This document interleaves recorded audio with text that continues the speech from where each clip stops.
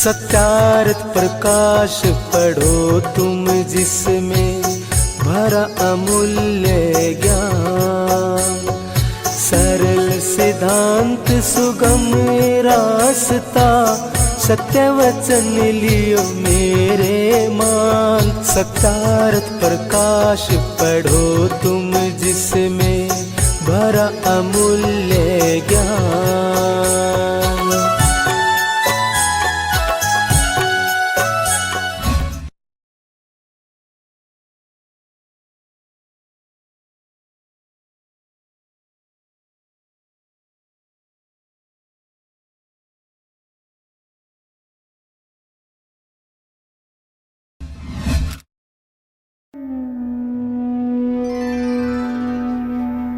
अथाष्टमसमुल्लासारम्भः। अथ सृष्ट्युत्पत्ति स्थिति प्रलय विषयान् व्याख्यास्यामः। इयं विसृष्टिर्यत आबभूव यदि वा दधे यदि वा न। यो अस्याध्यक्षः परमे व्योमन् सोऽङ्ग वेद यदि वा न वेद। ऋग्वेद मंडल 10 सूक्त 129 मंत्र 7। तम आसीत् तमसा गूढमग्रे प्रकेतं सलिलं सर्वमा इदम्। तुच्छ्येनाभ्वपिहितं यदासीत् तपसस्तन्महिना जायतैकम्। ऋग्वेद हिरण्यगर्भः समवर्तताग्रे भूतस्य जातः पतिरेक आसीत्। स दाधार पृथिवीं द्यामुते मां कस्मै देवाय हविषा विधेम। ऋग्वेद मंडल 10 सूक्त 129 मंत्र 1। पुरुष एवेदं सर्वं यद्भूतं यच्च भाव्यम् उतामृतत्वस्येषानो यदन्नेनातिरोहति। यजुर्वेद अध्याय 31 मंत्र 2। यतो वा इमानि भूतानि जायन्ते येन जातानि जीवन्ति यत् प्रयन्त्यभिसंविशन्ति तद विजिज्ञासस्व तद ब्रह्म। यह तैत्तिरीयोपनिषद का वचन है। हे अंग मनुष्य, जिससे यह विविध सृष्टि प्रकाशित हुई है, जो धारण और प्रलय करता है, जो इस जगत का स्वामी है, जिस व्यापक में यह सब जगत उत्पत्ति स्थिति प्रलय को प्राप्त होता है, सो परमात्मा है। उसको तू जान और दूसरे को सृष्टिकर्ता मत मान। यह सब जगत सृष्टि से पहले अंधकार से आवृत, रात्रि रूप में जानने के अयोग्य आकाश रूप सब जगत तथा तुच्छ अर्थात अनंत परमेश्वर के सम्मुख एकदेशी आच्छादित था। पश्चात परमेश्वर ने अपने सामर्थ्य से कारण रूप से कार्य रूप कर दिया। हे मनुष्यों, जो सब सूर्यादि तेजस्वी पदार्थों का आधार और जो ये जगत हुआ है और होगा, उसका एक अद्वितीय पति परमात्मा इस जगत की उत्पत्ति के पूर्व विद्यमान था और जिसने पृथ्वी से लेके सूर्य पर्यंत जगत को उत्पन्न किया है, उस परमात्मा देव की प्रेम से भक्ति किया करें। हे मनुष्य, जो सब में पूर्ण पुरुष और जो नाश रहित कारण और जीव का स्वामी, जो पृथ्व्यादि जड़ और जीव से अतिरिक्त है, वही पुरुष इस सब भूत भविष्यत और वर्तमानस्थ जगत का बनाने वाला है। जिस परमात्मा की रचना से ये सब पृथ्वी आदि भूत उत्पन्न होते हैं, जिससे जीते और जिसमें प्रलय को प्राप्त होते हैं, वह ब्रह्म है। उसके जानने की इच्छा करो। जन्मादस्य यतः, जिससे इस जगत का जन्म, स्थिति और प्रलय होता है, वही ब्रह्म जानने योग्य है। यह जगत परमेश्वर से उत्पन्न हुआ है, वह अन्य से? निमित्त कारण परमात्मा से उत्पन्न हुआ है, परंतु इसका उपादान कारण प्रकृति है। क्या प्रकृति परमेश्वर ने उत्पन्न नहीं की? नहीं, वह अनादि है। अनादि किसको कहते हैं और कितने पदार्थ अनादि हैं? ईश्वर, जीव और जगत का कारण, ये तीन अनादि हैं। इसमें क्या प्रमाण है? द्वा सुपर्णा सयुजा सखाय समानं वृक्षं परिषस्व जाते तयोरन्यः पिप्पलं स्वाद्वत्यनश्नन्नन्यो अभिचाकशीति। ऋग्वेद मंडल 1 सूक्त 164 मंत्र 20। शाश्वतीभ्यः समाभ्यः। यजुर्वेद अध्याय 40 मंत्र 8। द्वा, जो ब्रह्म और जीव दोनों सुपर्णा, चेतनता और पालन आदि गुणों से सदृश, सयुजा, व्याप्य, व्यापक भाव से संयुक्त, सखाया, परस्पर मित्रता युक्त सनातन अनादि हैं, और समानम, वैसा ही, वृक्षम, अनादि मूल रूप कारण और शाखा रूप कार्य युक्त वृक्ष, अर्थात जो स्थूल होकर प्रलय में छिन्न भिन्न हो जाता है, वह तीसरा अनादि पदार्थ। इन तीनों के गुण, कर्म और स्वभाव भी अनादि हैं। तयोरन्यः, इन जीव और ब्रह्म में से एक जो जीव है, वह इस वृक्ष रूप संसार में पाप पुण्य रूप फलों को स्वादुति, अच्छे प्रकार भोगता है, और दूसरा परमात्मा कर्मों के फलों को अनशनन, ना भोगता हुआ चारों ओर, अर्थात भीतर बाहर सर्वत्र प्रकाशमान हो रहा है। जीव से ईश्वर, ईश्वर से जीव, और दोनों से प्रकृति भिन्न स्वरूपा, तीनों अनादि हैं। शाश्वती अर्थात अनादि सनातन जीव रूप प्रजा के लिए वेद द्वारा परमात्मा ने सब विद्याओं का बोध किया है।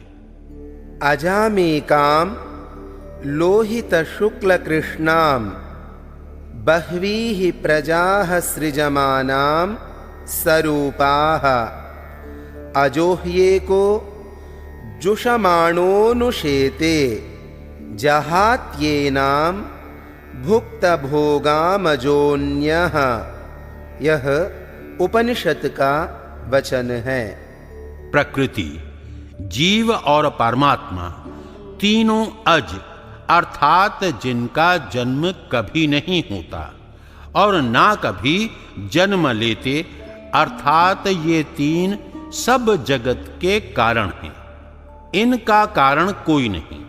इस अनादि प्रकृति का भोग अनादि जीव करता हुआ फंसता है, और उसमें परमात्मा ना फंसता और ना उसका भोग करता है। ईश्वर और जीव का लक्षण ईश्वर विषय में कह आए हैं। अब प्रकृति का लक्षण लिखते हैं। सत्वरजस्तमसां साम्यावस्था प्रकृतिः प्रकृतेर्महान् महतोऽहंकारो अहंकारात् पंचतन्मात्राण्युभयमिन्द्रियं पंचतन्मात्रेभ्यः स्थूलभूतानि पुरुष इति पंचविंशतिर्गणः। यह सांख्य सूत्र है।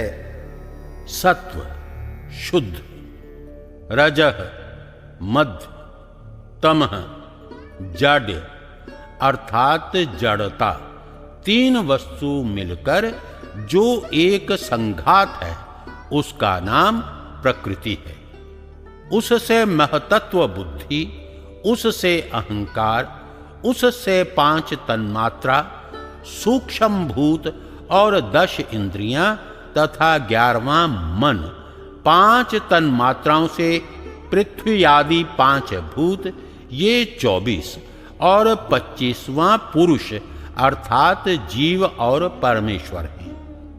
इनमें से प्रकृति अविकारिणी और महतत्व, अहंकार तथा 5 सूक्ष्म भूत प्रकृति का कार्य और इंद्रियां मन तथा स्थूल भूतों का कारण है। पुरुष ना किसी की प्रकृति उपादान कारण और ना किसी का कार्य। सदैव सोम्येदमग्र आसीत् असद्वा इदमग्र आसीत् आत्मा वा इदमग्र आसीत् ब्रह्म वा इदमग्र आसीत्। ये उपनिषदों के वचन हैं। हे श्वेतकेतु, यह जगत सृष्टि के पूर्व सत, असत, आत्मा और ब्रह्म रूप था। पश्चात तदैक्षत बहुस्यां प्रजायेयेति सोकामयत बहुस्यां प्रजायेयेति। यह तैत्तिरीयोपनिषद का वचन है। वही परमात्मा अपनी इच्छा से बहुरूप हो गया है। सर्वं खल्विदं ब्रह्म नेह नानास्ति किंचन। यह भी उपनिषद का वचन है। जो यह जगत है वह सब निश्चय करके ब्रह्म है। उसमें दूसरे नाना प्रकार के पदार्थ कुछ भी नहीं, किंतु सब ब्रह्म रूप हैं। क्यों इन वचनों का अनर्थ करते हो? क्योंकि उन्हीं उपनिषदों में अन्नेन सौम्य शृंगेनापो मूलमन्विच्छ अद्भिस्सौम्य शृंगेन तेजो मूलमन्विच्छ तेजसा सौम्य शृंगेन सन्मूलमन्विच्छ सन्मूलाः सौम्येमाः प्रजाः सदायतनाः संप्रतिष्ठाः। यह छांदोग्योपनिषद का वचन है। हे श्वेत केतु, अन्न रूप पृथ्वी कार्य से जल रूप मूल कारण को तू जान। कार्य रूप जल से तेजो रूप मूल और तेजो रूप कार्य से सद्रूप कारण जो नित्य प्रकृति है उसको जान। यही सत्य स्वरूप प्रकृति सब जगत का मूल घर और स्थिति का स्थान है। यह सब जगत सृष्टि के पूर्व असत के सदृश और जीवात्मा ब्रह्म और प्रकृति में लीन होकर वर्तमान था, अभाव ना था और जो सर्वम खलु। यह वचन ऐसा है जैसा कि कहीं की ईंट, कहीं का रोड़ा, भानुमति ने कुनवा जोड़ा, ऐसी लीला का है। क्योंकि सर्वं खल्विदं ब्रह्म तज्जलानिति शांत उपासीत, यह छांदोग्योपनिषद का वचन है। और नेह नानास्ति किंचन, यह कठवल्ली का वचन है। जैसे शरीर के अंग जब तक शरीर के साथ रहते हैं तब तक काम की और अलग होने से निकम्मे हो जाते हैं, वैसे ही प्रकरणस्थ वाक्य सार्थक और प्रकरण से अलग करने व किसी अन्य के साथ जोड़ने से अनर्थक हो जाते हैं। सुनो, इसका अर्थ यह है, हे जीव, तू उस ब्रह्म की उपासना कर जिस ब्रह्म से जगत की उत्पत्ति, स्थिति और जीवन होता है, जिसके बनाने और धारण से यह सब जगत विद्यमान हुआ है। वह ब्रह्म से सहचरित है, उसको छोड़कर दूसरे की उपासना न करनी। इस चेतन मात्र अखंड एक रस ब्रह्म स्वरूप में नाना वस्तुओं का मेल नहीं है, किंतु ये सब पृथक पृथक स्वरूप में परमेश्वर के आधार में स्थित हैं। जगत के कारण कितने होते हैं? 3, एक निमित्त, दूसरा उपादान, तीसरा साधारण। निमित्त कारण उसको कहते हैं कि जिसके बनाने से कुछ बने, ना बनाने से ना बने। आप स्वयं बने नहीं, दूसरे को प्रकारांतर बना देवे। दूसरा उपादान कारण उसको कहते हैं जिसके बिना कुछ ना बने, वही अवस्थांतर रूप होके बने बिगड़े भी। तीसरा साधारण कारण उसको कहते हैं कि जो बनाने में साधन और साधारण निमित्त हो। निमित्त कारण 2 प्रकार के होते हैं। एक, सब सृष्टि को कारण से बनाने, धारने और प्रलय करने तथा सब की व्यवस्था रखने वाला मुख्य निमित्त कारण परमात्मा।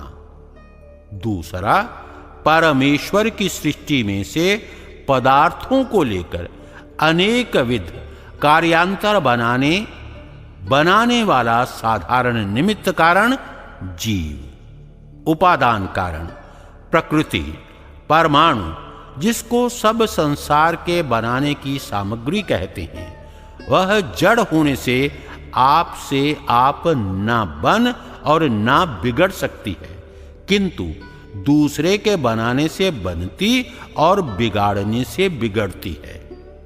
कहीं कहीं जड़ के निमित्त से जड़ भी बन और बिगड़ भी जाता है।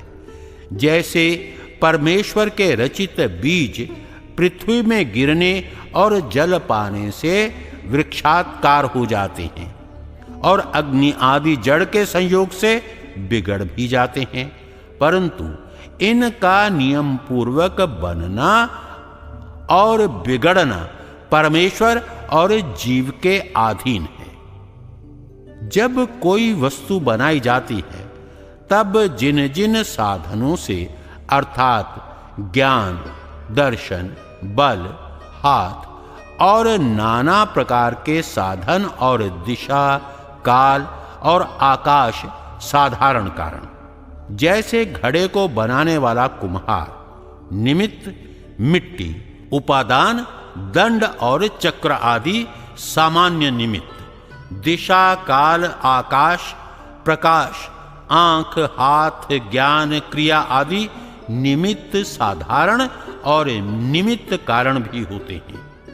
इन 3 कारणों के बिना कोई भी वस्तु नहीं बन सकती और ना बिगड़ सकती है।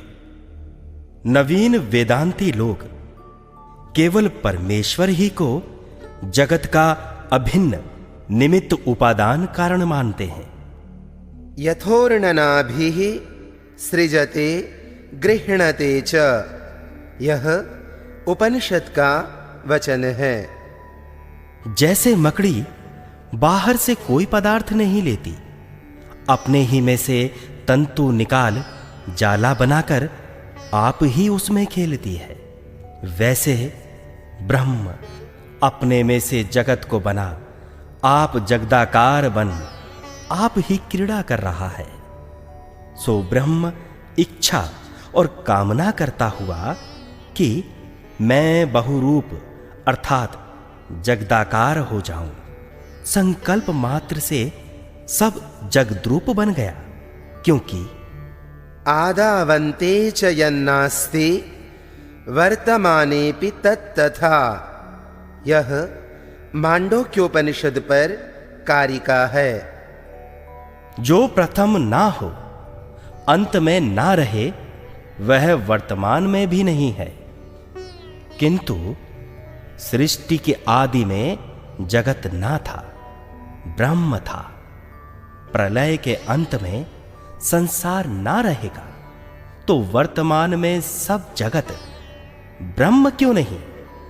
जो तुम्हारे कहने के अनुसार जगत का उपादान कारण ब्रह्म होवे, तो वह परिणामी अवस्थांतर युक्त विकारी हो जावे, और उपादान कारण के गुण कर्म स्वभाव कार्य में भी आते हैं। कारण गुणपूर्वकः कार्य गुणो दृष्टः, यह वैशेषिक सूत्र है। उपादान कारण के सदृश कार्य में गुण होते हैं, तो ब्रह्म सच्चिदानंद स्वरूप जगत कार्य रूप से असत जड़ और आनंद रहित ब्रह्म अज और जगत उत्पन्न हुआ है। ब्रह्म अदृश्य और जगत दृश्य है। ब्रह्म अखंड और जगत खंड रूप है। जो ब्रह्म से पृथ्वी आदि कार्य उत्पन्न हुए, तो पृथ्वी आदि कार्य के जड़ आदि गुण ब्रह्म में भी होवे, अर्थात जैसे पृथ्वी आदि जड़ हैं वैसे ब्रह्म भी जड़ हो जाए, और जैसा परमेश्वर चेतन है वैसा पृथ्वी आदि कार्य भी चेतन होना चाहिए। और जो मकड़ी का दृष्टांत दिया वह तुम्हारे मत का साधक नहीं किंतु बाधक है, क्योंकि वह जड़ रूप शरीर तंतु का उपादान और जीवात्मा निमित्त कारण है, और यह भी परमात्मा की अद्भुत रचना का प्रभाव है, क्योंकि अन्य जंतु के शरीर से जीव तंतु नहीं निकाल सकता, वैसे ही व्यापक ब्रह्म ने अपने भीतर व्याप्य प्रकृति और परमाणु कारण से स्थूल जगत को बनाकर बाहर स्थूल रूप कर आप उसी में व्यापक होके साक्षीभूत आनंदमय हो रहा है। और जो परमात्मा ने ईक्षण अर्थात दर्शन विचार और कामना की कि मैं सब जगत को बनाकर प्रसिद्ध हूं, अर्थात जब जगत उत्पन्न होता है तभी जीवों के विचार ज्ञान ध्यान उपदेश श्रवण में परमेश्वर प्रसिद्ध और बहुत स्थूल पदार्थों से सहवर्तमान होता है।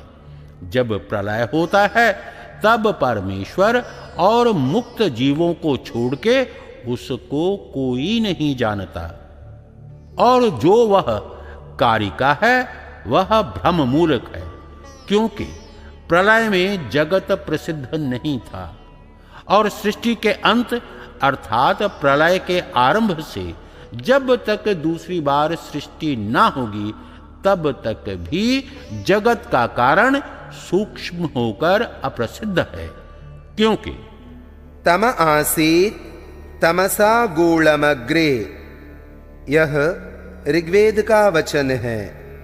आसीदिदं तमोभूतमप्रज्ञातमलक्षणम् अप्रतर्क्यमविज्ञेयं प्रसुप्तमिव सर्वतः। यह सब जगत सृष्टि के पहले प्रलय में अंधकार से आवृत आच्छादित था और प्रलय आरंभ के पश्चात भी वैसा ही होता है। उस समय ना किसी के जानने, ना तर्क में लाने और ना प्रसिद्ध चिन्हों से युक्त इंद्रियों से जानने योग्य था और ना होगा, किंतु वर्तमान में जाना जाता है और प्रसिद्ध चिन्हों से युक्त जानने योग्य होता और यथावत उपलब्ध है। पुनः उस कारिकाकार ने वर्तमान में भी जगत का अभाव लिखा, सो सर्वथा अप्रमाण है, क्योंकि जिसको प्रमाता प्रमाणों से जानता और प्राप्त होता है वह अन्यथा कभी नहीं हो सकता। जगत के बनाने में परमेश्वर का क्या प्रयोजन है? नहीं बनाने में क्या प्रयोजन है? जो ना बनाता तो आनंद में बना रहता और जीवों को भी सुख दुख प्राप्त ना होता। यह आलसी और दरिद्र लोगों की बातें हैं, पुरुषार्थी की नहीं। और जीवों को प्रलय में क्या सुख व दुख है? जो सृष्टि के सुख दुख की तुलना की जाए तो सुख कई गुना अधिक होता और बहुत से पवित्र आत्मा जीव मुक्ति के साधन कर मोक्ष के आनंद को भी प्राप्त होते हैं। प्रलय में निकम्मे जैसे सुषुप्ति में पड़े रहते हैं वैसे रहते हैं, और प्रलय के पूर्व सृष्टि में जीवों के किए पाप पुण्य कर्मों का फल ईश्वर कैसे दे सकता है और जीव क्यों कर भोग सकते? जो तुमसे कोई पूछे कि आंख के होने में क्या प्रयोजन है, तुम यही कहोगे देखना। तो जो ईश्वर में जगत की रचना करने का विज्ञान, बल और क्रिया है, उसका क्या प्रयोजन?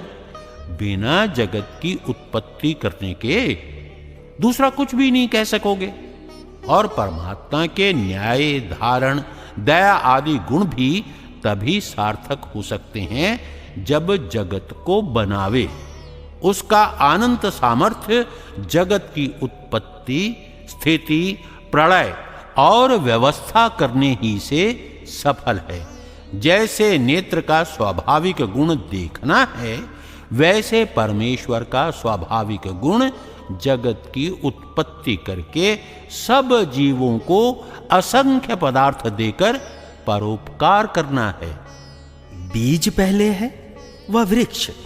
बीज, क्योंकि बीज हेतु, निदान, निमित्त और कारण इत्यादि शब्द एकार्थवाचक हैं। कारण का नाम बीज होने से कार्य के प्रथम ही होता है। जब परमेश्वर सर्वशक्तिमान है तो वह कारण और जीव को भी उत्पन्न कर सकता है। जो नहीं कर सकता तो सर्वशक्तिमान भी नहीं रह सकता। सर्वशक्तिमान का अर्थ पूर्व लिखाए हैं, परंतु क्या सर्वशक्तिमान वह कहाता है कि जो असंभव बात को भी कर सके? जो कोई असंभव बात अर्थात जैसा कारण के बिना कार्य को कर सकता है, तो बिना कारण दूसरे ईश्वर की उत्पत्ति कर और स्वयं मृत्यु को प्राप्त, जड़, दुखी, अन्यायकारी, अपवित्र और कुकर्मी आदि हो सकता है व नहीं? जो स्वाभाविक नियम अर्थात जैसा अग्नि, उष्ण, जल, शीतल और पृथ्वी आदि सब जड़ों को विपरीत गुण वाले ईश्वर भी नहीं कर सकता, जैसे आप जड़ नहीं हो सकता वैसे जड़ को चेतन भी नहीं कर सकता। और ईश्वर के नियम सत्य और पूरे हैं, इसलिए परिवर्तन नहीं कर सकता। इसलिए सर्वशक्तिमान का अर्थ इतना ही है कि परमात्मा बिना किसी के सहाय के अपने सब कार्य पूर्ण कर सकता है। ईश्वर साकार है व निराकार। जो निराकार है तो बिना हाथ आदि साधनों के जगत को ना बना सकेगा, और जो साकार है तो कोई दोष नहीं आता।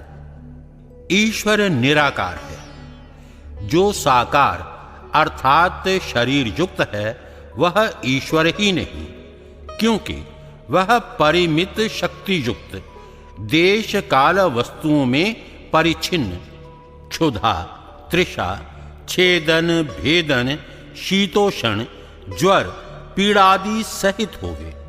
उसमें जीव के बिना ईश्वर के गुण कभी नहीं घट सकते। जैसे तुम और हम साकार अर्थात शरीरधारी हैं, इससे त्रसरेणु, अणु, परमाणु और प्रकृति को अपने वश में नहीं ला सकते और ना उन सूक्ष्म पदार्थों को पकड़कर स्थूल बना सकते हैं। वैसे ही स्थूल देहधारी परमेश्वर भी उन सूक्ष्म पदार्थों से स्थूल जगत नहीं बना सकता। जो परमेश्वर भौतिक इंद्रिय गोलक हस्त पादादि अवयवों से रहित है, परंतु उसकी अनंत शक्ति बल पराक्रम है, उनसे सब काम करता है, जो जीव और प्रकृति से कभी ना हो सकते। जब वह प्रकृति से भी सूक्ष्म और उनमें व्यापक है, तभी उनको पकड़कर जगदाकार कर देता है और सर्वगत होने से सबका धारण और प्रलय भी कर सकता है। जैसे मनुष्य आदि के माँ बाप साकार हैं, उनका संतान भी साकार होता है। जो ये निराकार होते तो इनके लड़के भी निराकार होते। वैसे परमेश्वर निराकार हो तो उसका बनाया जगत भी निराकार होना चाहिए। यह तुम्हारा प्रश्न लड़के के समान है, क्योंकि हम अभी यह कह चुके हैं कि परमेश्वर जगत का उपादान कारण नहीं, किंतु निमित्त कारण है, और जो स्थूल होता है वह प्रकृति और परमाणु जगत का उपादान कारण है, और वे सर्वथा निराकार नहीं, किंतु परमेश्वर से स्थूल और अन्य कार्य से सूक्ष्म आकार रखते हैं। क्या कारण के बिना परमेश्वर कार्य को नहीं कर सकता? नहीं, क्योंकि जिसका अभाव अर्थात जो वर्तमान नहीं है, उसका भाव वर्तमान होना सर्वथा असंभव है। जैसे कोई गपोड़ा हाँक दे कि मैंने वंध्या के पुत्र और पुत्री का विवाह देखा। वह नरश्रृंग का धनुष और दोनों खपुष्प की माला पहरे हुए थे, मृग तृष्णिका के जल में स्नान करते और गंधर्व नगर में रहते थे। वहां बद्दल के बिना वर्षा, पृथ्वी के बिना सब अन्नों की उत्पत्ति आदि होती थी। वैसा ही कारण के बिना कार्य का होना असंभव है। जैसे कोई कहे मम माता पितरौ नस्तो अहमेवमेव जातः मम मुखे जिह्वा नास्ति वदामि च। अर्थात मेरे माता पिता ना थे, ऐसे ही मैं उत्पन्न हुआ हूं। मेरे मुख में जीभ नहीं है, परंतु बोलता हूं। बिल में सर्प ना था, निकल आया। मैं कहीं ना था, ये भी कहीं ना थे, और हम सब जने आए हैं। ऐसी असंभव बात प्रमत्त गीत अर्थात पागल लोगों की है। जो कारण के बिना कार्य नहीं होता, तो कारण का कारण कौन है?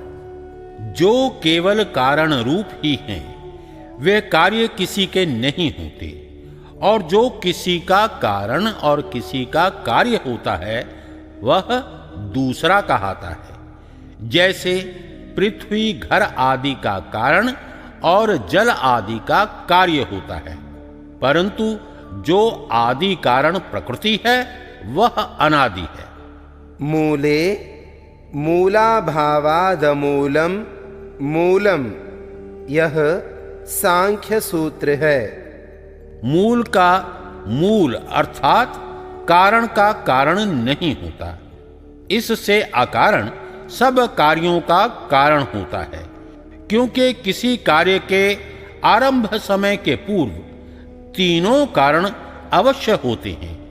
जैसे कपड़े बनाने के पूर्व तंतुवाय, रुई का सूत और नलिका आदि पूर्व वर्तमान होने से वस्त्र बनता है, वैसे जगत की उत्पत्ति के पूर्व परमेश्वर, प्रकृति, काल और आकाश तथा जीवों के अनादि होने से इस जगत की उत्पत्ति होती है।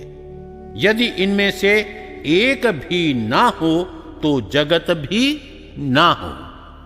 अत्र नास्तिका आहुः शून्यं तत्वं भावोऽपि नश्यति वस्तुधर्मत्वात् विनाशस्य। यह सांख्य सूत्र है। अभावात् भावोत्पत्तिर नानुपमृद्य प्रादुर्भावात्। ईश्वरः कारणं पुरुषकर्मा फल्यदर्शनात्। अनिमित्ततो भावोत्पत्तिः कंटकतैक्ष्ण्यादिदर्शनात्। सर्वमनित्यमुत्पत्ति विनाशधर्मकत्वात्।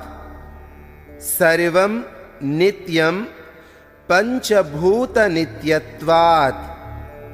सर्वं पृथग् भावलक्षणपृथक्त्वात्। सर्वमभावो भावेष्वितरेतराभावसिद्धेः। न्यायसूत्र अध्याय 4 आहनिक 1। यहां नास्तिक लोग ऐसा कहते हैं कि शून्य ही एक पदार्थ है। सृष्टि के पूर्व शून्य था, अंत में शून्य होगा, क्योंकि जो भाव है अर्थात वर्तमान पदार्थ है उसका अभाव होकर शून्य हो जाएगा। शून्य आकाश, अदृश्य, अवकाश और बिंदु को भी कहते हैं। शून्य जड़ पदार्थ। इस शून्य में सब पदार्थ अदृश्य रहते हैं। जैसे एक बिंदु से रेखा, रेखाओं से वर्तुलाकार होने से भूमि, पर्वत आदि ईश्वर की रचना से बनते हैं और शून्य का जानने वाला शून्य नहीं होता।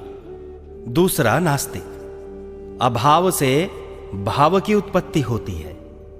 जैसे बीज का मर्दन किए बिना अंकुर उत्पन्न नहीं होता और बीज को तोड़कर देखें तो अंकुर का अभाव है। जब प्रथम अंकुर नहीं दिखता तो अभाव से उत्पत्ति हुई। जो बीज का उपमर्दन करता है वह प्रथम ही बीज में था। जो ना होता तो उत्पन्न कभी नहीं होता। तीसरा नास्तिक कहता है कि कर्मों का फल पुरुष के कर्म करने से नहीं प्राप्त होता। कितने ही कर्म निष्फल दिखने में आते हैं, इसलिए अनुमान किया जाता है कि कर्मों का फल प्राप्त होना ईश्वर के अधीन है। जिस कर्म का फल ईश्वर देना चाहे देता है, जिस कर्म का फल देना नहीं चाहता नहीं देता। इस बात से कर्म फल ईश्वर अधीन है। जो कर्म का फल ईश्वर अधीन हो तो बिना कर्म किए ईश्वर फल क्यों नहीं देता? इसलिए जैसा कर्म मनुष्य करता है वैसा ही फल ईश्वर देता है। इससे ईश्वर स्वतंत्र पुरुष को कर्म का फल नहीं दे सकता, किंतु जैसा कर्म जीव करता है वैसा ही फल ईश्वर देता है। चौथा नास्तिक कहता है कि बिना निमित्त के पदार्थों की उत्पत्ति होती है। जैसा बबूल आदि वृक्षों के कांटे तीक्ष्ण अणि वाले देखने में आते हैं, इससे विदित होता है कि जब जब सृष्टि का आरंभ होता है तब तब शरीर आदि पदार्थ बिना निमित्त के होते हैं। जिससे पदार्थ उत्पन्न होता है वही उसका निमित्त है। बिना कंटकी वृक्ष के कांटे उत्पन्न क्यों नहीं होते? पांचवा नास्तिक कहता है कि सब पदार्थ उत्पत्ति और विनाश वाले हैं, इसलिए सब अनित्य हैं। श्लोकार्धेन प्रवक्ष्यामि यदुक्तं ग्रंथकोटिभिः ब्रह्म सत्यं जगन्मिथ्या जीवो ब्रह्मैव नापरः। यह किसी ग्रंथ का श्लोक है। नवीन वेदांती लोग पांचवें नास्तिक की कोटि में हैं, क्योंकि वे ऐसा कहते हैं कि करोड़ों ग्रंथों का ये सिद्धांत है, ब्रह्म सत्य जगत मिथ्या और जीव ब्रह्म से भिन्न नहीं। जो सब की नित्यता नित्य है तो सब अनित्य नहीं हो सकता। सबकी नित्यता भी अनित्य है। जैसे अग्नि काष्ठों को नष्ट कर आप भी नष्ट हो जाता है। जो यथावत उपलब्ध होता है उसका वर्तमान में अनित्यत्व और परम सूक्ष्म कारण को अनित्य कहना कभी नहीं हो सकता। जो वेदांती लोग ब्रह्म से जगत की उत्पत्ति मानते हैं तो ब्रह्म के सत्य होने से उसका कार्य असत्य कभी नहीं हो सकता। जो स्वप्न रज्जु सर्प दिवत कल्पित कहें तो भी नहीं बन सकता, क्योंकि कल्पना गुण है, गुण से द्रव्य और गुण द्रव्य से पृथक नहीं रह सकता। जब कल्पना का कर्ता नित्य है तो उसकी कल्पना भी नित्य होनी चाहिए, नहीं तो उसको भी अनित्य मानो। जैसे स्वप्न बिना देखे सुने कभी नहीं आता। जो जागृत अर्थात वर्तमान समय में सत्य पदार्थ है उनके साक्षात संबंध से प्रत्यक्षादि ज्ञान होने पर संस्कार अर्थात उनका वासना रूप ज्ञान आत्मा में स्थित होता है। स्वप्न में उन्हीं को प्रत्यक्ष देखता है। जैसे सुषुप्ति होने से बाह्य पदार्थों के ज्ञान के अभाव में भी बाह्य पदार्थ विद्यमान रहते हैं, वैसे प्रलय में भी कारण द्रव्य वर्तमान रहता है। जो संस्कार के बिना स्वप्न होवे तो जन्मांध को भी रूप का स्वप्न होवे, इसलिए वहां उनका ज्ञान मात्र है और बाहर सब पदार्थ वर्तमान है। जैसे जागृत के पदार्थ स्वप्न और दोनों के सुषुप्ति में अनित्य हो जाते हैं, वैसे जागृत के पदार्थों को भी स्वप्न के तुल्य मानना चाहिए। ऐसा कभी नहीं मान सकते, क्योंकि स्वप्न और सुषुप्ति में बाह्य पदार्थों का अज्ञान मात्र होता है, अभाव नहीं। जैसे किसी के पीछे की ओर बहुत से पदार्थ अदृष्ट रहते हैं, उनका अभाव नहीं होता, वैसे ही स्वप्न और सुषुप्ति की बात है। इसलिए जो पूर्व कह आए कि ब्रह्म जीव और जगत का कारण अनादि नित्य है, वही सत्य है। छठा नास्तिक कहता है कि पांच भूतों के नित्य होने से जगत नित्य है। ये बात सत्य नहीं, क्योंकि जिन पदार्थों का उत्पत्ति और विनाश का कारण देखने में आता है वे सब नित्य हों तो सब स्थूल जगत तथा शरीर घट पटादि पदार्थों को उत्पन्न और विनष्ट होता देखते ही हैं। इससे कार्य को नित्य नहीं मान सकते। सातवां नास्तिक कहता है कि सब पृथक पृथक हैं, कोई एक पदार्थ नहीं है। जिस जिस पदार्थ को हम देखते हैं कि उनमें दूसरा एक पदार्थ कोई भी नहीं दिखता। अवयवों में अवयवी, वर्तमान काल, आकाश, परमात्मा और जाति पृथक पृथक पदार्थ समूहों में एक एक हैं। उनसे पृथक कोई पदार्थ नहीं हो सकता। इसलिए सब पृथक पदार्थ नहीं, किंतु स्वरूप से पृथक पृथक हैं, और पृथक पृथक पदार्थों में एक पदार्थ भी है।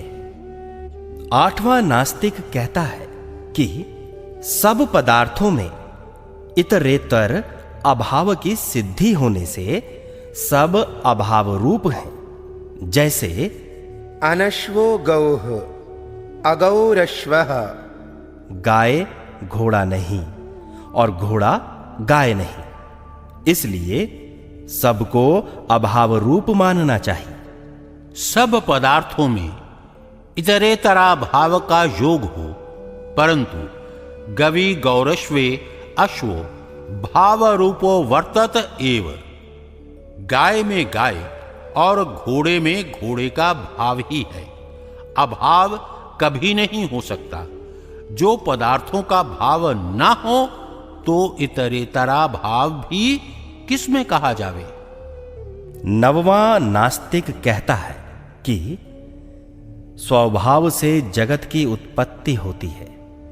जैसे पानी अन्न एकत्र हो सड़ने से कृमि उत्पन्न होते हैं, और बीज पृथ्वी जल के मिलने से घास वृक्ष आदि और पाषाण आदि उत्पन्न होते हैं। जैसे समुद्र वायु के योग से तरंग और तरंगों से समुद्र फेन, हल्दी, चूना और नींबू के रस मिलाने से रोरी बन जाती है, वैसे सब जगत तत्वों के स्वभाव गुणों से उत्पन्न हुआ है।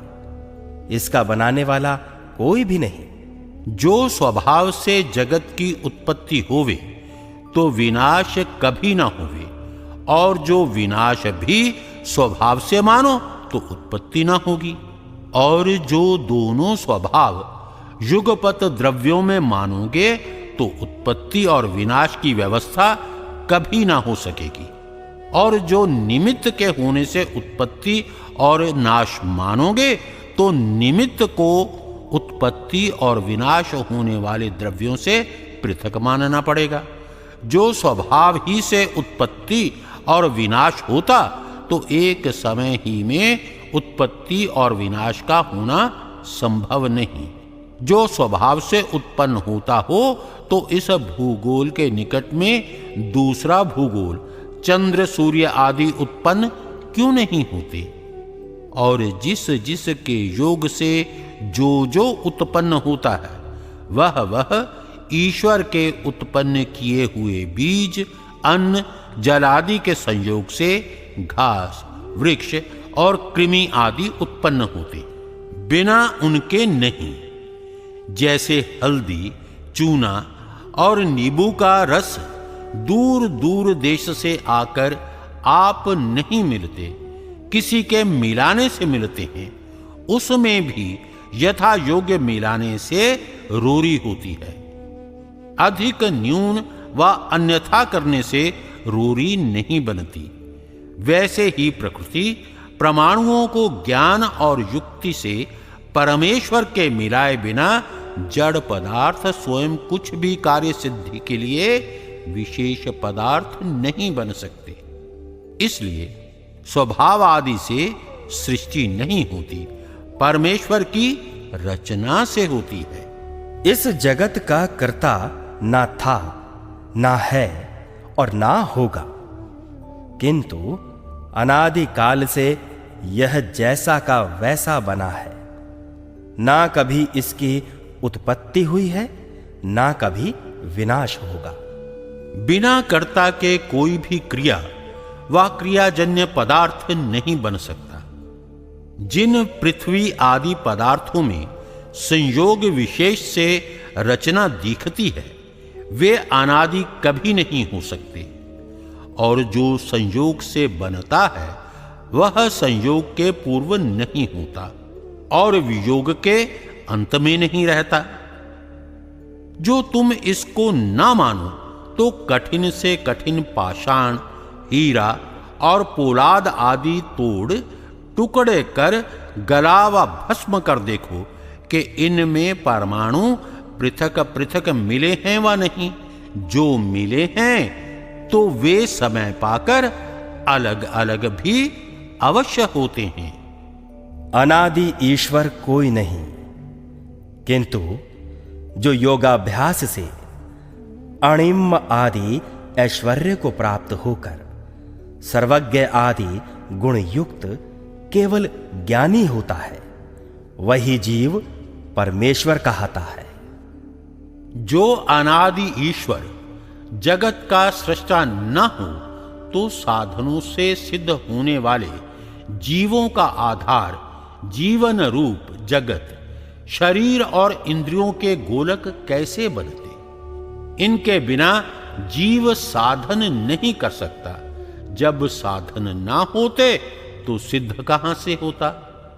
जीव चाहे जैसा साधन कर सिद्ध होवे तो भी ईश्वर की जो स्वयं सनातन अनादि सिद्धि है, जिसमें अनंत सिद्धि है, उसके तुल्य कोई भी जीव नहीं हो सकता। क्योंकि जीव का परम अवधि तक ज्ञान बढ़े तो भी परिमित ज्ञान और सामर्थ्य वाला होता है। अनंत ज्ञान और सामर्थ्य वाला कभी नहीं हो सकता।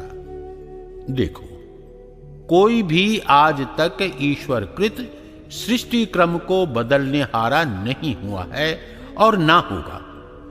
जैसा अनादि सिद्ध परमेश्वर ने नेत्र से देखने और कानों से सुनने का निबंध किया है, इसको कोई भी योगी बदल नहीं सकता।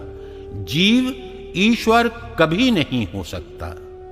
कल्प कल्पांतर में ईश्वर सृष्टि विलक्षण विलक्षण बनाता है अथवा एक सी? जैसे कि अब है वैसी पहले थी और आगे होगी, भेद नहीं करता। सूर्या चंद्रमसौ धाता यथा पूर्वमकल्पयत् दिवं च पृथिवीं चान्तरिक्षमथो स्वः। ऋग्वेद मंडल 10 सूक्त 190 मंत्र 3। धाता परमेश्वर जैसे पूर्व कल्प में सूर्य, चंद्र, विद्युत, पृथ्वी, अंतरिक्ष आदि बनाता था, वैसे ही अब बनाए हैं और आगे भी वैसे ही बनावेगा। इसलिए परमेश्वर के काम बिना भूल चूक के होने से सदा एक से ही हुआ करते हैं। जो अल्पज्ञ और जिसका ज्ञान वृद्धि क्षय को प्राप्त होता है, उसी के काम में भूल चूक होती है, ईश्वर के काम में नहीं। सृष्टि विषय में वेदादि शास्त्रों का अविरोध है व विरोध? अविरोध है। जो अविरोध है तो तस्माद्वा एतस्मादात्मन आकाशः सम्भूतः आकाशाद्वायुः वायोरग्निः अग्नेरापः अद्भ्यः पृथिवी पृथिव्या ओषधयः ओषधिभ्योऽन्नम् अन्नाद्रेतः रेतसः पुरुषः स वा एष पुरुषोन्नरसमयः। यह तैत्तिरीय उपनिषद का वचन है। उस परमेश्वर और प्रकृति से आकाश अवकाश अर्थात जो कारण रूप द्रव्य सर्वत्र फैल रहा था, उसको इकट्ठा करने से अवकाश उत्पन्न सा होता है। वास्तव में आकाश की उत्पत्ति नहीं होती, क्योंकि बिना आकाश के प्रकृति और परमाणु कहां ठहर सकें। आकाश के पश्चात वायु, वायु के पश्चात अग्नि, अग्नि के पश्चात जल, जल के पश्चात पृथ्वी, पृथ्वी से औषधि, औषधियों से अन्न, अन्न से वीर्य और वीर्य से पुरुष अर्थात शरीर उत्पन्न होता है। यहाँ आकाश आदि क्रम से और छंद योग्य में अग्नेय आदि, ऐतरेय में जलादि क्रम से सृष्टि हुई। वेदों में कहीं पुरुष, कहीं हिरण्यगर्भ आदि से मीमांसा में कर्म, वैशेषिक काल, न्याय में परमाणु, योग में पुरुषार्थ, सांख्य में प्रकृति और वेदांत में ब्रह्म से सृष्टि की उत्पत्ति मानी है। अब किसको सच्चा और किसको झूठा माने? इसमें सब सच्चे, कोई झूठा नहीं। झूठा वह है जो विपरीत समझता है, क्योंकि परमेश्वर निमित्त और प्रकृति जगत का उपादान कारण है। जब महाप्रलय होता है उसके पश्चात आकाश आदि क्रम, अर्थात जब आकाश और वायु का प्रलय नहीं होता और अग्न्यादि का होता है, अग्न्यादि क्रम से, और जब विद्युत अग्नि का भी नाश नहीं होता, तब जल क्रम से सृष्टि होती है। अर्थात जिस जिस प्रलय में जहां जहां तक प्रलय होता है वहां वहां से सृष्टि की उत्पत्ति होती है। पुरुष और हिरण्यगर्भादि प्रथम सम्मूलास में लिख भी आए हैं। वे सब नाम परमेश्वर के हैं, परंतु विरोध उसको कहते हैं कि एक कार्य में एक ही विषय पर विरुद्धवाद होवे। 6 शास्त्रों में अविरोध देखो इस प्रकार है। मीमांसा में ऐसा कोई भी कार्य जगत में नहीं होता कि जिसके बनाने में कर्म चेष्टा न की जाए। वैशेषिक में समय ना लगे बिना बने ही नहीं। न्याय में उपादान कारण ना होने से कुछ भी नहीं बन सकता। योग में विद्या, ज्ञान, विचार ना किया जाए तो नहीं बन सकता। सांख्य में तत्वों का मेल ना होने से नहीं बन सकता। और वेदांत में बनाने वाला ना बनावे तो कोई भी पदार्थ उत्पन्न हो न सके। इसलिए सृष्टि 6 कारणों से बनती है। उन 6 कारणों की व्याख्या एक एक शास्त्र में है, इसलिए उनमें विरोध कुछ भी नहीं। जैसे 6 पुरुष मिलके एक छप्पर उठाकर भित्तियों पर धरें, वैसा ही सृष्टि रूप कार्य की व्याख्या 6 शास्त्रकारों ने मिलकर पूरी की है। जैसे 5 अंधे और एक मंद दृष्टि को किसी ने हाथी का एक एक देश बतलाया। उनसे पूछा कि हाथी कैसा है। उनमें से एक ने कहा खंबे, दूसरे ने कहा सूप, तीसरे ने कहा मूसल, चौथे ने कहा झाड़ू, 5वें ने कहा चौतरा और 6ठे ने कहा काला काला, 4 खंभों के ऊपर कुछ भैंसा सा आकार वाला है। इसी प्रकार आजकल के अनार्ष नवीन ग्रंथों के पढ़ने और प्राकृत भाषा वालों ने ऋषि प्रणीत ग्रंथ ना पढ़कर नवीन क्षुद्र बुद्धि कल्पित संस्कृत और भाषाओं के ग्रंथ पढ़कर एक दूसरे की निंदा में तत्पर होके झूठा झगड़ा मचाया है। इनका कथन बुद्धिमानों के व अन्य के मानने योग्य नहीं, क्योंकि जो अंधों के पीछे अंधे चलें तो दुख क्यों ना पावे। वैसे ही आजकल के अल्प विद्यायुक्त स्वार्थी इंद्रियाराम पुरुषों की लीला संसार का नाश करने वाली है। जब कारण के बिना कार्य नहीं होता तो कारण का कारण क्यों नहीं? अरे भोले भाइयों, कुछ अपनी बुद्धि को काम में क्यों नहीं लाते?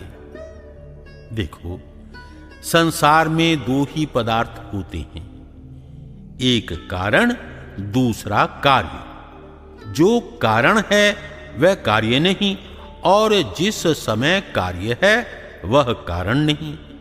जब तक मनुष्य सृष्टि को यथावत नहीं समझता, तब तक उसको यथावत ज्ञान प्राप्त नहीं होता। नित्यायाः सत्वरजस्तमसां साम्यावस्थायाः प्रकृतेरुत्पन्नानां परमसूक्ष्माणां पृथक् पृथग् वर्तमानानां तत्त्वपरमाणूनां प्रथमः संयोगारम्भः संयोगविशेषात् अवस्थान्तरस्य स्थूलाकारप्राप्तिः सृष्टिरुच्यते। अनादि नित्य स्वरूप सत्व, रजस और तमो गुणों की एक अवस्था रूप प्रकृति से उत्पन्न जो परम सूक्ष्म पृथक पृथक तत्व अवयव विद्यमान हैं, उन्हीं का प्रथम ही जो संयोग का आरंभ है, संयोग विशेषों से अवस्थांतर दूसरी अवस्था को सूक्ष्म से सूक्ष्म स्थूल बनते बनाते विचित्र रूप बनी है। इसी से यह संसर्ग होने से सृष्टि कहाती है। भला जो प्रथम संयोग में मिलने और मिलाने वाला पदार्थ है, जो संयोग का आदि और वियोग का अंत अर्थात जिसका विभाग नहीं हो सकता, उसको कारण, और जो संयोग के पीछे बनता और वियोग के पश्चात वैसा नहीं रहता, वह कार्य कहाता है। जो उस कारण का कारण, कार्य का कार्य, कर्ता का कर्ता, साधन का साधन और साध्य का साध्य कहाता है। वह देखता, अंधा, सुनता, बहरा और जानता हुआ मूढ़ है। क्या आंख की आंख, दीपक का दीपक और सूर्य का सूर्य कभी हो सकता है? जो जिससे उत्पन्न होता है वह कारण, और जो उत्पन्न होता है वह कार्य, और जो कारण को कार्य रूप बनाने हारा है वह कर्ता कहाता है। नासतो विद्यते भावो नाभावो विद्यते सतः उभयोरपि दृष्टोऽन्तस्त्वनयोस्तत्त्वदर्शिभिः। यह भगवद गीता का वचन है। कभी असत का भाव वर्तमान और सत का अभाव अवर्तमान नहीं होता। इन दोनों का निर्णय तत्वदर्शी लोगों ने जाना है। अन्य पक्षपाती, आग्रही, मलिन आत्मा, अविद्वान लोग इस बात को सहज में कैसे जान सकते हैं? क्योंकि जो मनुष्य विद्वान सत्संगी होकर पूरा विचार नहीं करता, वह सदा भ्रमजाल में पड़ा रहता है। धन्य वे पुरुष हैं जो कि सब विद्याओं के सिद्धांतों को जानते हैं और जानने के लिए परिश्रम करते हैं, जानकर औरों को निष्कपटता से जनाते हैं। इससे जो कोई कारण के बिना सृष्टि मानता है, वह कुछ भी नहीं जानता। जब सृष्टि का समय आता है, तब परमात्मा उन परम सूक्ष्म पदार्थों को इकट्ठा करता है। उसकी प्रथम अवस्था में जो परम सूक्ष्म प्रकृति रूप कारण से कुछ स्थूल होता है, उसका नाम महतत्व, और जो उससे कुछ स्थूल होता है उसका नाम अहंकार, और अहंकार से भिन्न भिन्न 5 सूक्ष्म भूत श्रोत्र, त्वचा, नेत्र, जिह्वा, घ्राण, 5 ज्ञान इंद्रियां, वाक, हस्त, पाद, उपस्थ और गुदा, ये 5 कर्म इंद्रियां हैं। और 11वां मन कुछ स्थूल उत्पन्न होता है, और उन 5 तन मात्राओं से अनेक स्थूल अवस्थाओं को प्राप्त होते हुए क्रम से 5 स्थूल भूत, जिनको हम लोग प्रत्यक्ष देखते हैं, उत्पन्न होते हैं। उनसे नाना प्रकार की औषधियां, वृक्ष आदि, उनसे अन्न, अन्न से वीर्य और वीर्य से शरीर होता है। परंतु आदि सृष्टि मैथुनी नहीं होती, क्योंकि जब स्त्री पुरुषों के शरीर परमात्मा बनाकर उनमें जीवों का संयोग कर देता है, तदनंतर मैथुनी सृष्टि चलती है। देखो, शरीर में किस प्रकार की ज्ञान पूर्वक सृष्टि रची है कि जिसको विद्वान लोग देखकर आश्चर्य मानते हैं। भीतर हाड़ों का जोड़, नाड़ियों का बंधन, मांस का लेपन, चमड़ी का ढक्कन, प्लीहा, यकृत, फेफड़ा, पंखा कला का स्थापन, रुधिर शोधन, प्रचालन, विद्युत का स्थापन, जीव का संयोजन, शिरोरूप मूल रचन, लोम, नखादि का स्थापन, आंख की अतीव सूक्ष्म शिरा का तारवत ग्रंथन, इंद्रियों के मार्गों का प्रकाशन, जीव के जागृत, स्वप्न, सुषुप्ति अवस्था के भोगने के लिए स्थान विशेषों का निर्माण, सब धातु का विभागकरण, कला, कौशल, स्थापन आदि अद्भुत सृष्टि को बिना परमेश्वर के कौन कर सकता है। इसके बिना नाना प्रकार के रत्न, धातु से जड़ित भूमि, विविध प्रकार वट वृक्ष आदि के बीजों में अति सूक्ष्म रचना, असंख्य हरित, श्वेत, पीत, कृष्ण, चित्र, मध्य रूपों से युक्त पत्र, पुष्प, फल, मूल निर्माण, मिष्ट, क्षार, कटुक, क्षाय, तिक्त, अमल आदि विविध रस, सुगंध आदि युक्त पत्र, पुष्प, फल, अन्न, कंद मूलादि रचन, अनेक करोड़ों भूगोल, सूर्य चंद्रादि लोक निर्माण, धारण, ब्राह्मण नियमों में रखना आदि परमेश्वर के बिना कोई भी नहीं कर सकता। जब कोई किसी पदार्थ को देखता है तो दो प्रकार का ज्ञान उत्पन्न होता है। एक जैसा वह पदार्थ है और दूसरा उनमें रचना देखकर बनाने वाले का ज्ञान है। जैसे किसी ने सुंदर आभूषण जंगल में पाया, देखा तो विदित हुआ कि ये सुवर्ण का है और किसी बुद्धिमान कारीगर ने बनाया है। इस प्रकार यह नाना प्रकार सृष्टि में विविध रचना बनाने वाले परमेश्वर को सिद्ध करती है। मनुष्य की सृष्टि प्रथम हुई या पृथ्वी आदि की? पृथ्वी आदि की, क्योंकि पृथ्वी आदि के बिना मनुष्य की स्थिति और पालन नहीं हो सकता। सृष्टि की आदि में एक व अनेक मनुष्य उत्पन्न किए थे, वह क्या? अनेक, क्योंकि जिन जीवों के कर्म ऐश्वर्य सृष्टि में उत्पन्न होने के थे, उनका जन्म सृष्टि की आदि में ईश्वर देता है। क्योंकि मनुष्या ऋषयश्च ये ततो मनुष्या अजायन्त, यह यजुर्वेद में लिखा है। इस प्रमाण से यही निश्चय है कि आदि में अनेक अर्थात सैकड़ों सहस्रों मनुष्य उत्पन्न हुए, और सृष्टि में देखने से भी निश्चित होता है कि मनुष्य अनेक मां बाप के संतान हैं। आदि सृष्टि में मनुष्य आदि की बाल्य, युवा व वृद्धावस्था में सृष्टि हुई थी अथवा तीनों में? युवावस्था में, क्योंकि जो बालक उत्पन्न करता तो उनके पालन के लिए दूसरे मनुष्य आवश्यक होते, और वृद्धावस्था में बनाता तो मैथुनी सृष्टि ना होती। इसलिए युवावस्था में सृष्टि की है। कभी सृष्टि का प्रारंभ है व नहीं? नहीं।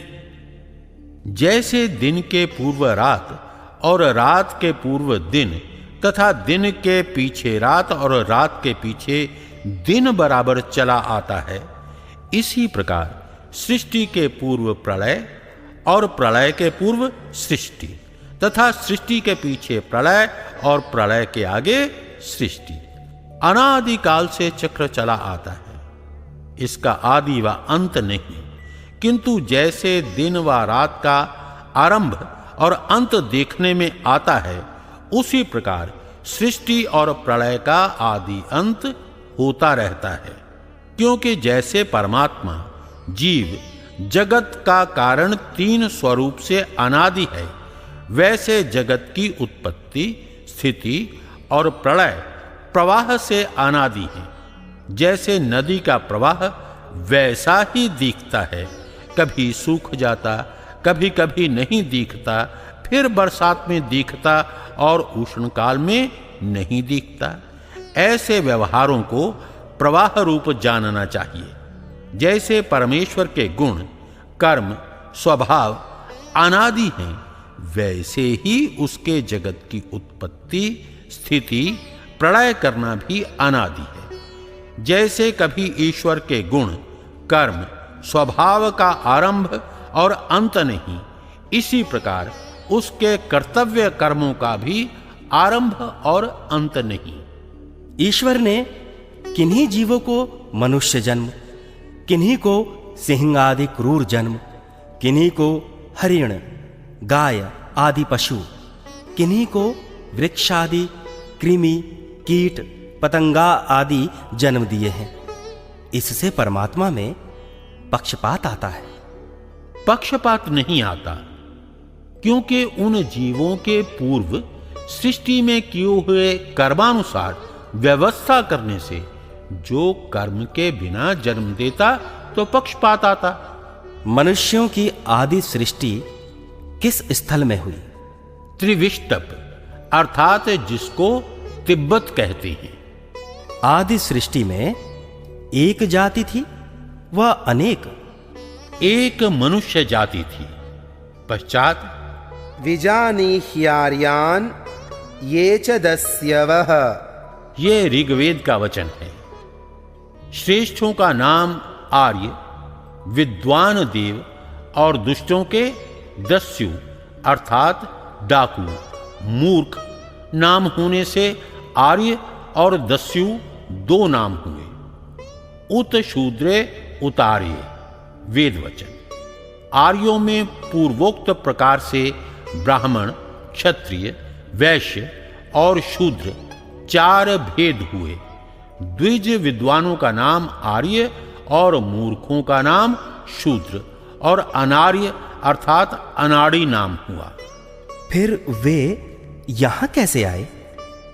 जब आर्य और दस्युओं में अर्थात विद्वान जो देव, अविद्वान जो असुर, उनमें सदा लड़ाई बखेड़ा हुआ किया।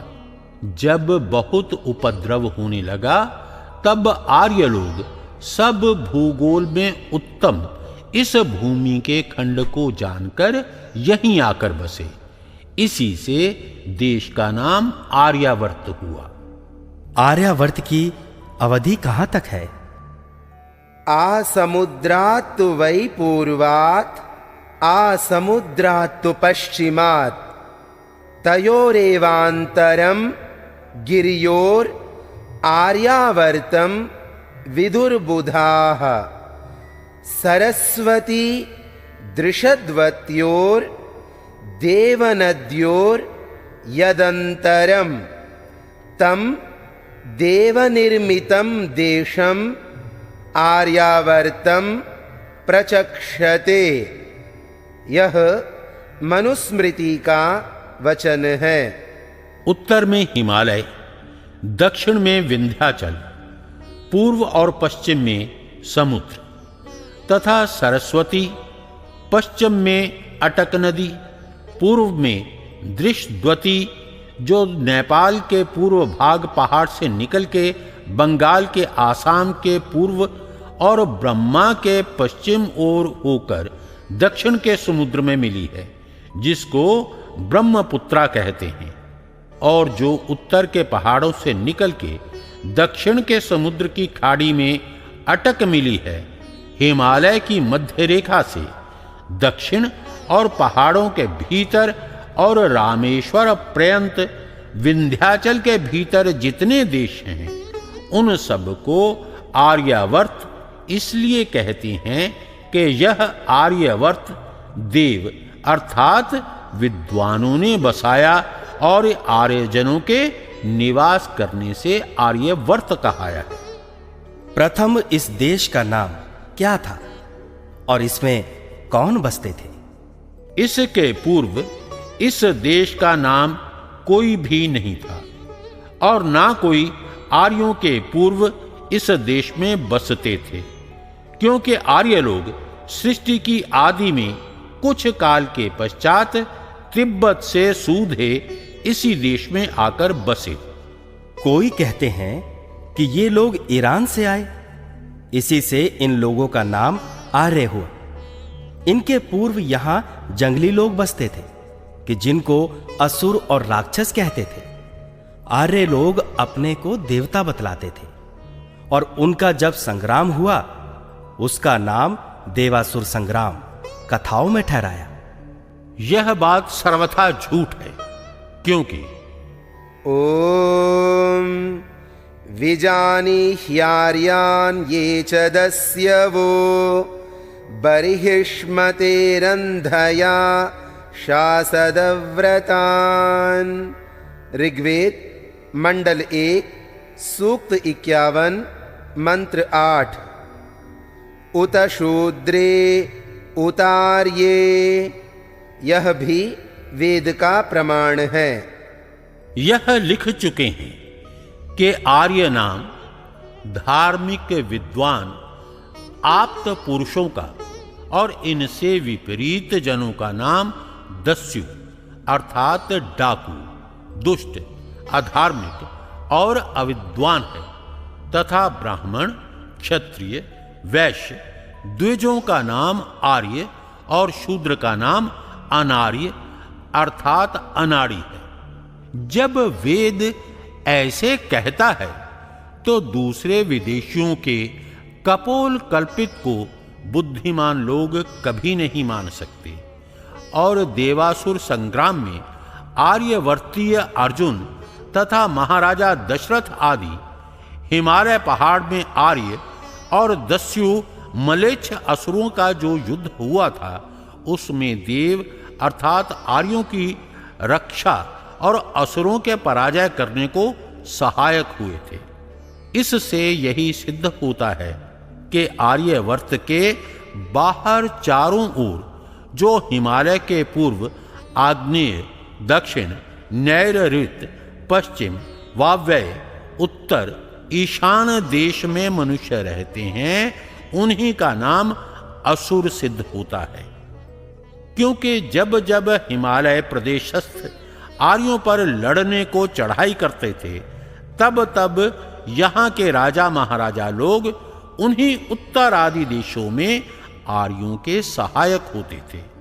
और श्री रामचंद्र जी से दक्षिण में युद्ध हुआ है, उसका नाम देवासुर संग्राम नहीं है, किंतु उसको राम रावण अथवा आर्य और राक्षसों का संग्राम कहते हैं। किसी संस्कृत ग्रंथ में व इतिहास में नहीं लिखा कि आर्य लोग ईरान से आए और यहाँ के जंगलियों को लड़कर जय पाके निकाल के इस देश के राजा हुए।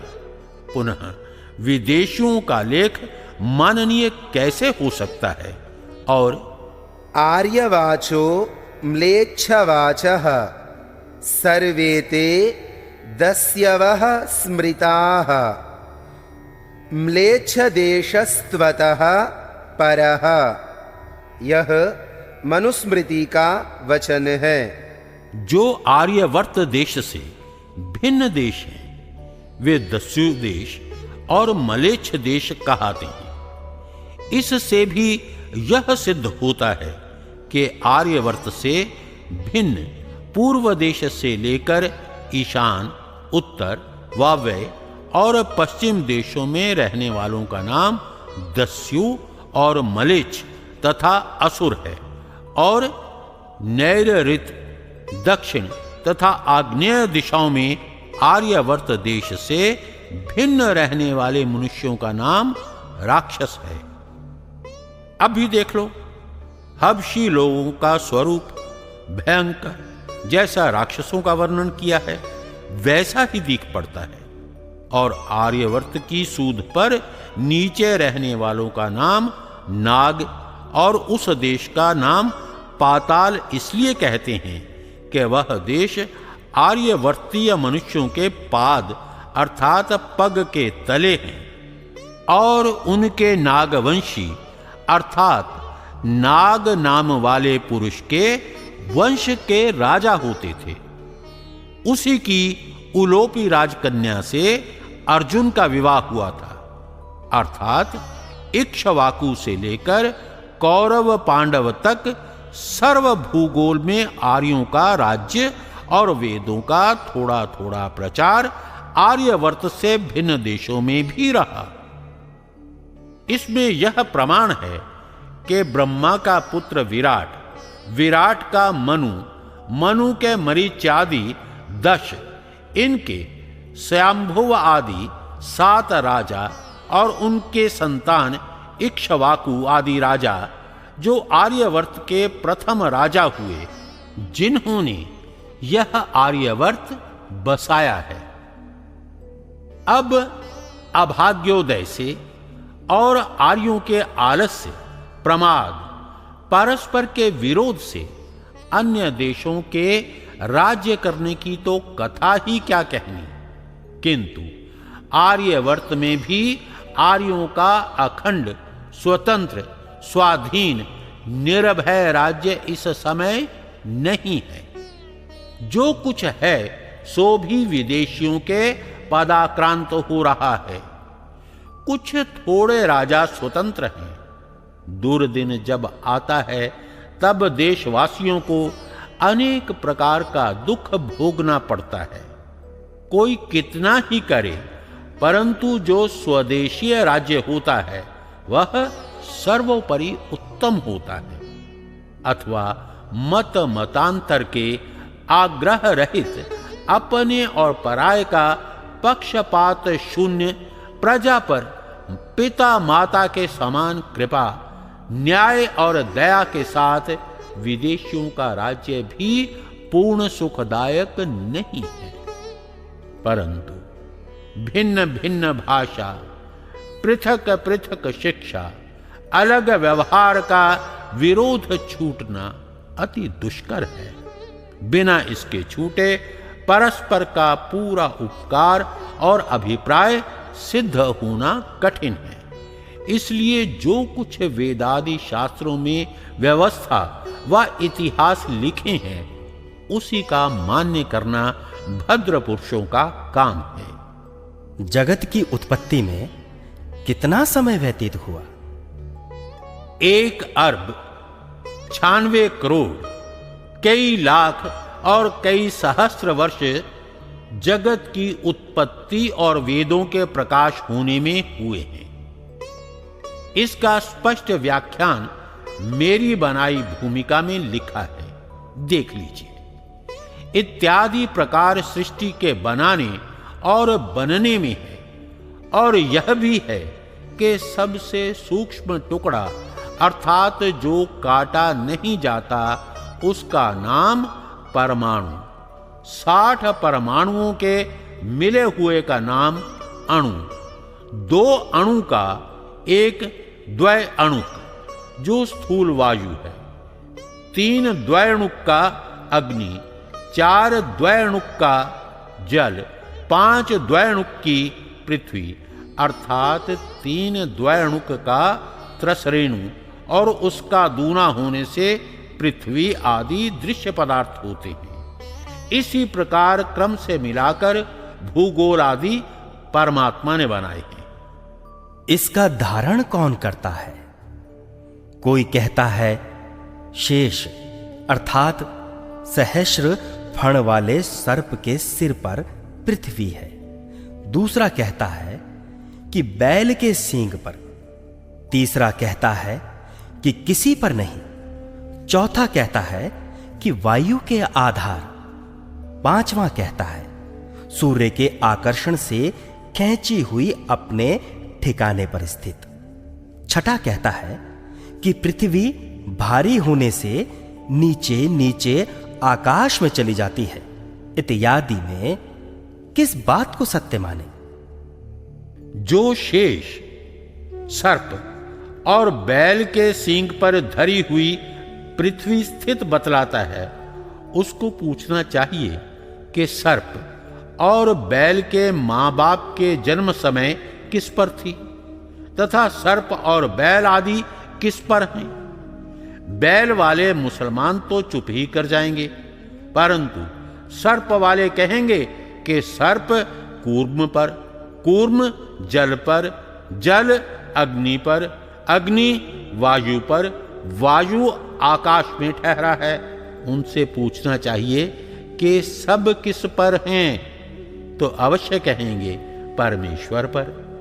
जब उनसे कोई पूछेगा कि शेष और बैल किसका बच्चा है, कहेंगे शेष कश्यप कद्रु और बैल गाय का।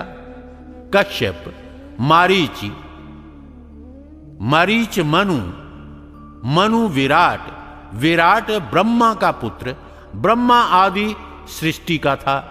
जब शेष का जन्म ही नहीं हुआ था, उसके पहले 5 पीढ़ी हो चुकी हैं, तब किसने धारण की थी? अर्थात कश्यप के जन्म समय में पृथ्वी किस पर थी? तो तेरी चुप मेरी भी चुप और लड़ने लग जाएंगे। इसका सच्चा अभिप्राय ये है कि जो बाकी रहता है उसको शेष कहते। सो किसी कवि ने शेषाधारा पृथ्वीत्युक्तम ऐसा कहा कि शेष के आधार पृथ्वी है। दूसरे ने उसके अभिप्राय को ना समझकर सर्प की मिथ्या कल्पना कर ली। परंतु जिस लिए परमेश्वर उत्पत्ति और प्रलय से बाकी अर्थात पृथक रहता है, इसी से उसको शेष कहते हैं और उसी के आधार पृथ्वी है।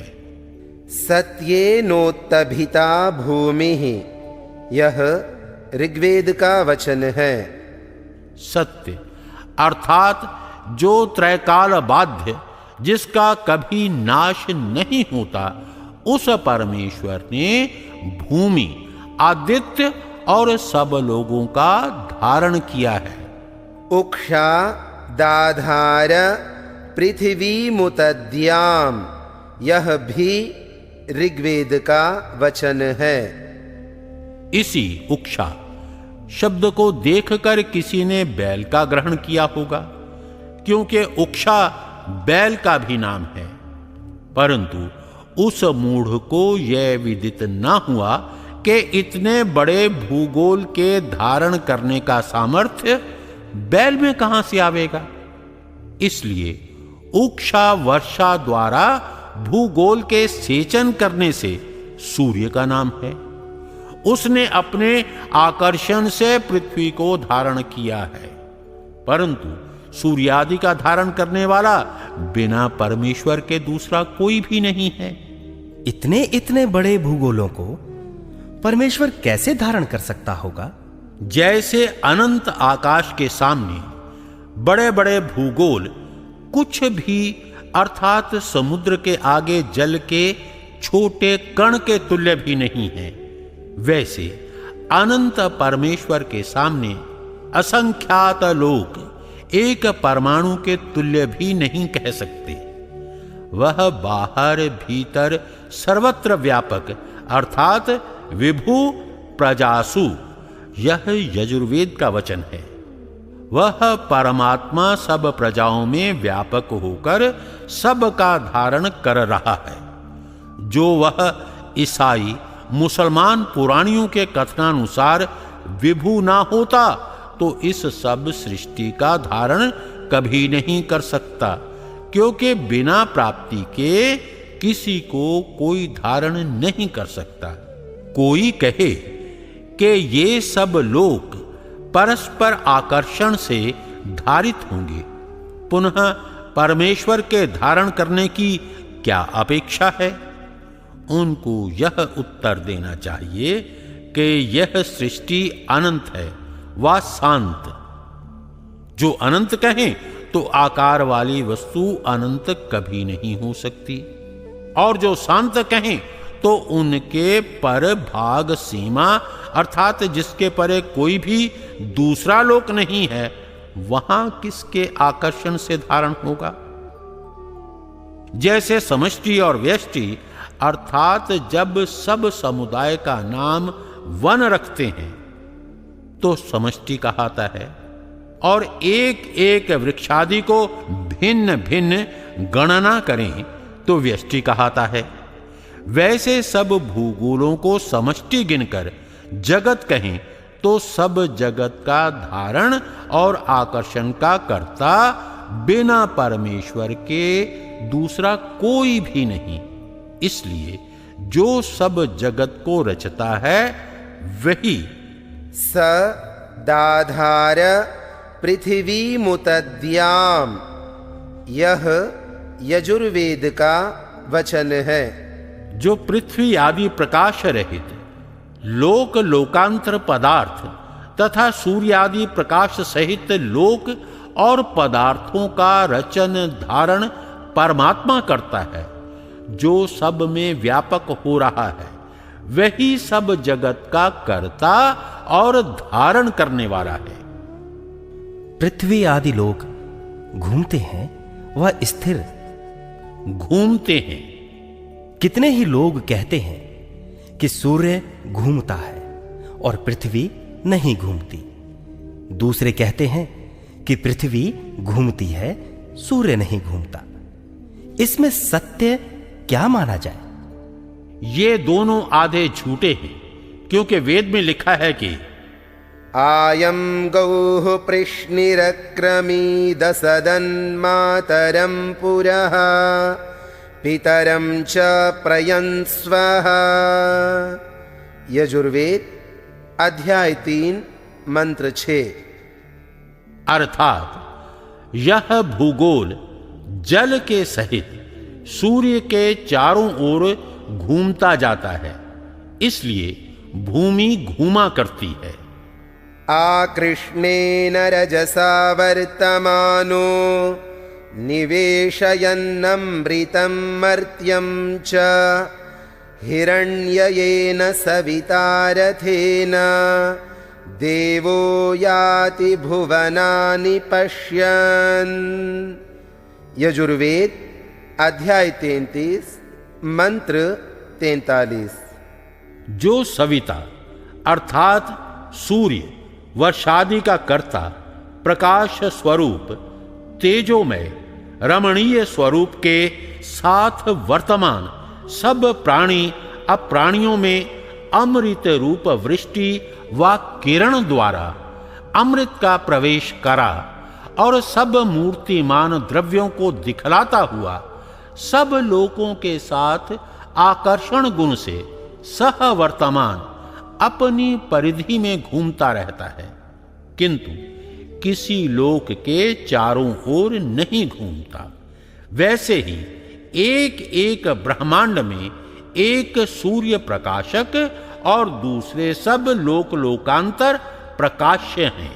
जैसे दिवि सोमो अधिश्रितः। अथर्ववेद कांड 14 अनुवाक 1 मंत्र 1। जैसे यह चंद्रलोक सूर्य से प्रकाशित होता है, वैसे ही पृथ्वी आदि लोक भी सूर्य के प्रकाश ही से प्रकाशित होते हैं, परंतु रात और दिन सर्वदा वर्तमान रहते हैं, क्योंकि पृथ्वी आदि लोक घूम कर जितना भाग सूर्य के सामने आता है उतने में दिन, और जितना पृष्ठ में अर्थात आड़ में होता जाता है उतने में रात। अर्थात उदय, अस्त, संध्या, मध्याह्न, मध्यरात्रि आदि जितने काल अवयव हैं वे देश देशांतरों में सदा वर्तमान रहते हैं। अर्थात जब आर्यवर्त में सूर्योदय होता है उस समय पाताल अर्थात अमेरिका में अस्त होता है, और जब आर्यवर्त में अस्त होता है तब पाताल देश में उदय होता है। जब आर्यवर्त में मध्य दिन व मध्य रात है, उसी समय पाताल देश में मध्य रात और मध्य दिन रहता है। जो लोग कहते हैं कि सूर्य घूमता और पृथ्वी नहीं घूमती, वे सब अज्ञ हैं, क्योंकि जो ऐसा होता तो कई सहस्र वर्ष के दिन और रात होते। अर्थात सूर्य का नाम ब्रघ्न है। यह पृथ्वी से लाखों गुना बड़ा और करोड़ों कोस दूर है। जैसे राई के सामने पहाड़ घूमे तो बहुत देर लगती और राई के घूमने में बहुत समय नहीं लगता, वैसे ही पृथ्वी के घूमने से यथा योग्य दिन रात होते हैं, सूर्य के घूमने से नहीं। जो सूर्य को स्थिर कहते हैं वे भी ज्योतिर्विद्यावित नहीं, क्योंकि यदि सूर्य ना घूमता होता तो एक राशि स्थान से दूसरी राशि अर्थात स्थान को प्राप्त ना होता और गुरु पदार्थ बिना घूमे आकाश में नियत स्थान पर कभी नहीं रह सकता। और जो जैनी कहते हैं कि पृथ्वी घूमती नहीं किंतु नीचे नीचे चली जाती है और 2 सूर्य और 2 चंद्र केवल जम्बू द्वीप में बतलाते हैं, वे तो गहरी भांग के नशे में निमग्न हैं। क्यों? जो नीचे नीचे चली जाती तो चारों ओर वायु के चक्र ना बनने से पृथ्वी छिन्न भिन्न होती और निम्न स्थलों में रहने वालों को वायु का स्पर्श ना होता। नीचे वालों को अधिक होता और एक सी वायु की गति होती। 2 सूर्य चंद्र होते तो रात और कृष्ण पक्ष का होना ही नष्ट भ्रष्ट होता। इसलिए एक भूमि के पास एक चंद्र और अनेक चंद्र, अनेक भूमियों के मध्य में एक सूर्य रहता। सूर्य, चंद्र और तारे क्या वस्तु हैं और उनमें मनुष्य आदि सृष्टि है व नहीं? ये सब भूगोल लोक और इनमें मनुष्य आदि प्रजा भी रहती है, क्योंकि एतेषु हीदं सर्वं वसुहितम् एते हीदं सर्वं वासयन्ते तद यदिदं सर्वं वासयन्ते तस्माद् वसव इति। शतपथ ब्राह्मण कांड 14। पृथ्वी, जल, अग्नि, वायु, आकाश, चंद्र, नक्षत्र और सूर्य, इनका वसु नाम इसलिए है कि इन्हीं में सब पदार्थ और प्रजा बसती है और यही सबको बसाते हैं, जिसलिए वास के निवास करने के घर हैं, इसलिए इनका नाम वसु है। जब पृथ्वी के समान सूर्य, चंद्र और नक्षत्र वसु हैं, पश्चात उनमें इसी प्रकार प्रजा के होने में क्या संदेह है? और जैसे परमेश्वर का यह छोटा सा लोक मनुष्य आदि सृष्टि से भरा हुआ है, तो क्या ये सब लोग शून्य होंगे? परमेश्वर का कोई भी काम निष्प्रयोजन नहीं होता, तो क्या इतने असंख्य लोकों में मनुष्य आदि सृष्टि ना हो तो सफल कभी हो सकता है? इसलिए सर्वत्र मनुष्य आदि सृष्टि है। जैसे इस देश में मनुष्य आदि सृष्टि की आकृति अवयव हैं, वैसे ही अन्य लोकों में होगी वह विपरीत। कुछ कुछ आकृति में भेद होने का संभव है। जैसे इस देश में चीने, हबशी और आर्यवर्त, यूरोप में अवयव और रंग रूप आकृति का भी थोड़ा थोड़ा भेद होता है, इसी प्रकार लोक लोकांतरों में भी भेद होते हैं। परंतु जिस जाति की जैसी सृष्टि इस देश में है, वैसी जाति ही की सृष्टि अन्य लोकों में भी है। जिस जिस शरीर के प्रदेश में नेत्रादि अंग हैं, उसी उसी प्रदेश में लोकांतर में भी उसी जाति के अवयव भी वैसे ही होते हैं, क्योंकि सूर्या चंद्रमसौ धाता यथा पूर्वमकल्पयत् दिवं च पृथिवीं चान्तरिक्षमथो स्वः। ऋग्वेद मंडल 10 सूक्त 190। धाता परमात्मा ने जिस प्रकार के सूर्य, चंद्र, द्यौ, भूमि, अंतरिक्ष और तत्रस्थ सुख विशेष पदार्थ पूर्व कल्प में रचे थे, वैसे ही इस कल्प अर्थात इस सृष्टि में रचे हैं तथा सब लोक लोकांतरों में भी बनाए गए हैं।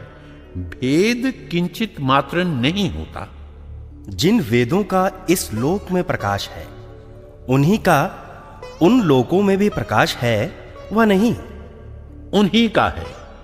जैसे एक राजा की राज्य व्यवस्था नीति सब देशों में समान होती है, उसी प्रकार परमात्मा राजा राजेश्वर की वेदोक्त नीति अपने सृष्टि रूप सब राज्य में एक सी है।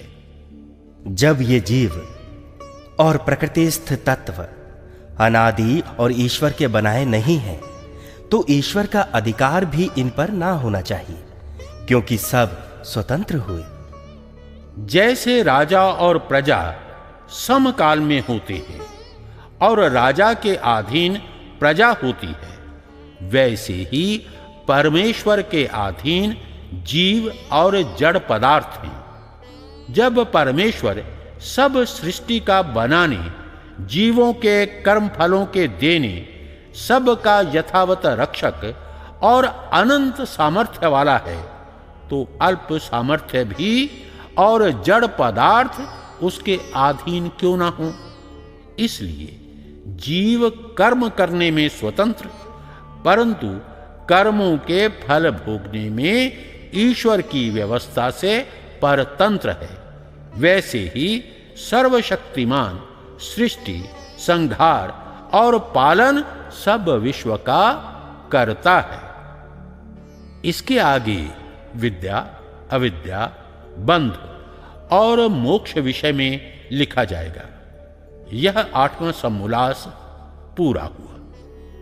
इति श्रीमद्दयानंद सरस्वती स्वामिकृते सत्यार्थ प्रकाशे सुभाषा विभूषिते सृष्ट्युत्पत्ति स्थिति प्रलय विषये अष्टमः समोल्लासः संपूर्णः।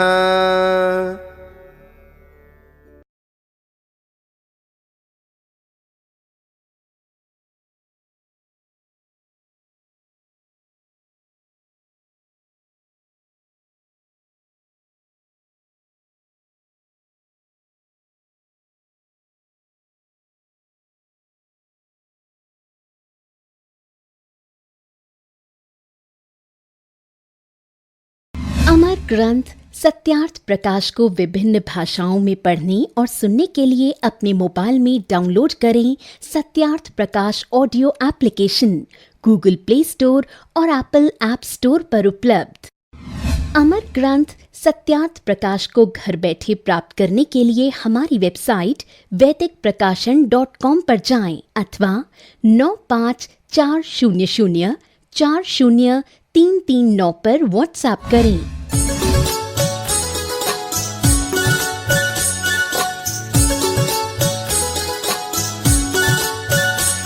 सत्यार्थ प्रकाश पढ़ो तुम जिसमें भरा अमूल्य ज्ञान, सरल सिद्धांत सुगम रास्ता